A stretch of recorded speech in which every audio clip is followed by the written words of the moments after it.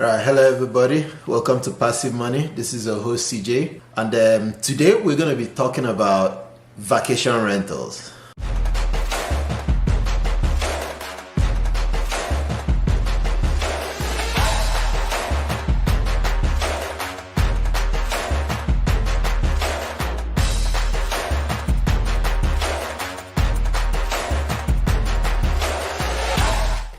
Some time ago, I made a video about how much you can possibly be generating from a vacation home. It's pretty much been going as planned. However, with every location comes seasonal differences, or would I say seasonal changes, which could impact people's travel, right? Today we'll be talking about how to balance situations where your vacation rental is at a location where you are not actually generating money all year round. Now, before we actually get into this, let's kind of be clear here. Every location deals with the summer, they deal with the winter, the rainy season, or maybe snow, depending on your location. It's always going to be a situation where we now depend on the destination. So if it's a destination that attracts tourism all year round, then of course you will be able to enjoy a more balanced revenue. If it's a location that has variations where people don't like going there during the summer, or people don't like going there during the snow season or rainy season, then of course you're going to be affected by such a situation. So it's going to always have to boil down to how you mitigate, or how you're able to handle the differences that would occur in your revenue. Let's get started. But before we start, if you like this kind of topic, please like, subscribe, follow, and hit the notification bell so you'll continue getting contents like this. So the first issue that we all have, for the most part, is location. Now, in real estate, we already know location is everything. If you're in the right area, which might have that balance where tourism goes on all year round, you probably don't even have this problem. If you are in a location where there's maybe business locations, so people always come there for conventions, and it could be all year round, then you probably wouldn't have this problem. But if you're dealing with locations like destination locations where people don't like going during the summer, and I'm going to be using this location for my explanation here, because this particular vacation rental is located in Big Bear, California. Now with Big Bear, California, the snow season, which is really the cool season, snow season starts maybe somewhere around November, December, and goes all the way to maybe April. So you probably go through 6 months of the year, which has a lot of snow going. There's constantly people coming. There's a lot of fun activities to participate in, and for these 6 months, renting is easy. There's a lot of people that are coming. All the snow activities that are loitered all over Big Bear, they're all in business. They're booming. There's snow everywhere, and you really make the chunk of your money during this season. Once you get into the summertime, which pretty much starts maybe May all the way to maybe September, October, within that time frame, there's really not a lot going on. There's some businesses try to adjust their what they are doing. So instead of having like snowy slopes, they might have challenge courses. So some businesses have been able to adjust. Some other businesses haven't. They just shut down because there's no activity. There's no snow, so there's nothing else they can offer. So, but as a vacation rental owner, you don't want to limit yourself to only making money only 6 months of the year. So that brings you to what you can possibly be doing at the other 6 months. So one of the things that we're going to talk about here is the ability to rent the place out on a short-term base. Now, when I use short-term base now, I'm talking like maybe a month, 2 months to 6 months. So the time frame of that time, when is your downtime, you could actually rent it out to somebody that will be there for the whole period. Now, if you're planning on doing something like this, you don't wait for snow season to be over. You don't wait for it to be over before you start looking for somebody that will be there. This is something you start planning ahead of time. So when people are still coming, December, January, when that snow is still on and people are still coming, that's the time that you start looking for somebody that's going to stay at the place on a short-term base, but not like, a few days or a week or two. You start looking for people that can stay there for a month, for 2 months, for 3 months. Those people are going to be the people that would get you over for that particular crunch time. Talking about revenue during that time, of course, you cannot expect to be making the same amount.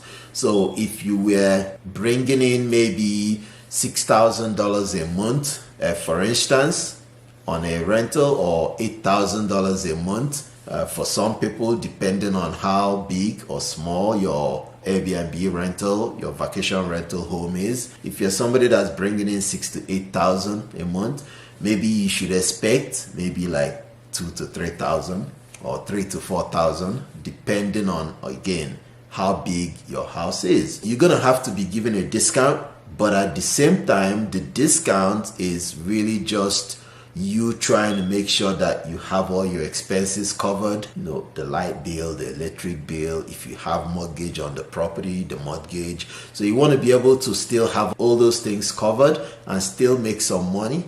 In that way, you wouldn't have to chip into the money that you made during the snow seasons, which is when you make your money. You wouldn't have to chip into those money to pay for the periods that are the downtime.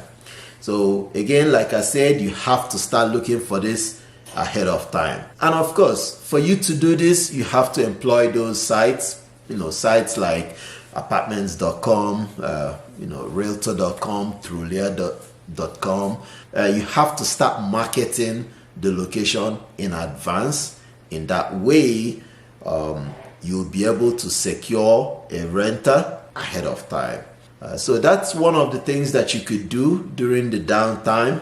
And now downtime might, in some areas, might be the summer, and some other areas might be the snow season. Like New York, there's snow and there's summer. Same thing with Big Bear, there's snow and there's summer. So it really depends on the destination location. But that would be the first one. The second way, which I believe is also a great way, if you can, when you're buying your properties, try to stagger. If you buy one at a destination that is, that does better during the snowing season, then get another one maybe in a different location. So for instance, there's this one in Big Bear, California. There's another one, for instance, in maybe Las Vegas, Nevada.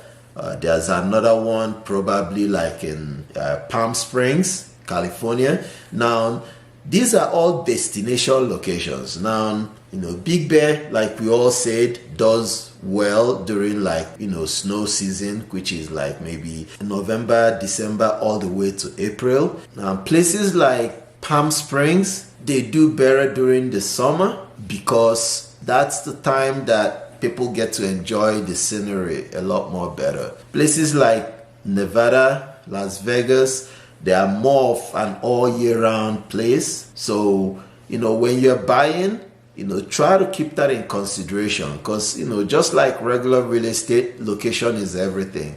And every neighborhood has homes that are, at a decent price. Of course, when you come to California and you're talking about Los Angeles, then you might have to be dealing with $700,000 houses. But when you're in, Las Vegas, you probably see $300,000 homes. Same thing with Big Bear here.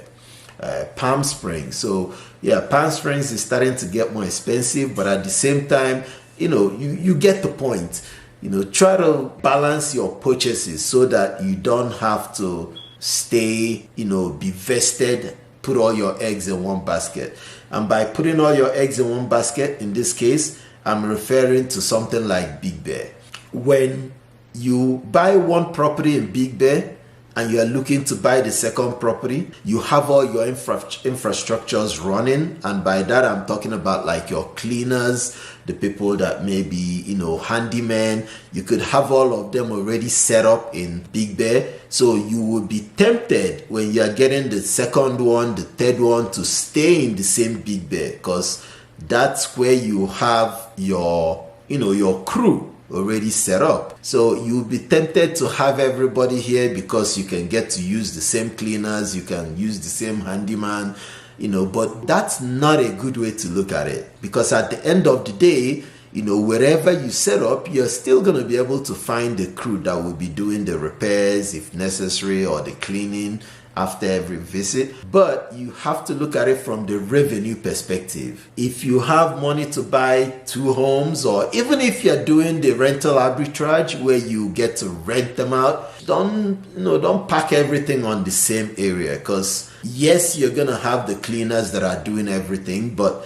if there's any seasonal downtimes that pop up, it would affect everything in your portfolio, as opposed to having things that are beneficial during the summer. Here in the other city, it would be like during the winter. The other city is maybe open all season. So if you can do the all seasons, which is usually better, that's good. If you can't, then try to focus or try to stagger your purchases so that you are not all located at the same place. That's a lot better. I know when I was starting this, I also had that mindset. Oh, I already have my crew in Big Bear, so I want to be able to use the same crew for everything. So I was looking for that next property. My whole mindset was just, Big Bear, load it all up there, and the same guys can be doing everything. That was like really bad, because once you start experiencing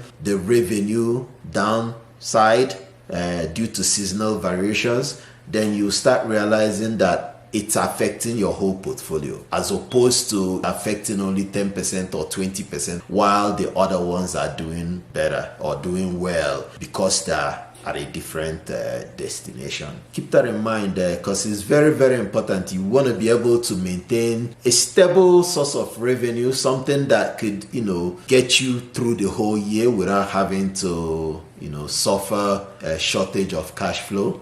So that's another important thing. So guys, these two are the things that you should really consider when you're looking to buy a property for Airbnb, for Vibo, for HomeAway, for Booking.com, whichever site that you use.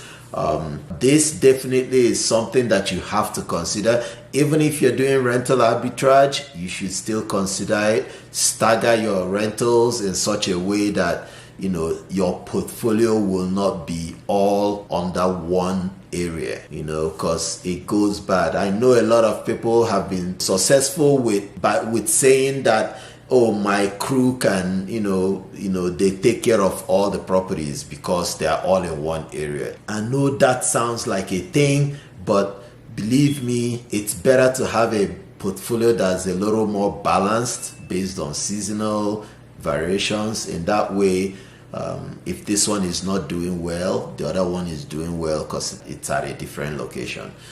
So that's something to keep in mind. If you like this, please like, subscribe, follow, and hit the notification bell so you continue getting contents like this. This is Passive Money. I'm your host CJ, and I'll continue bringing money moves to you guys. Once again, thank you for watching, and I'll see you on the flip side. Peace.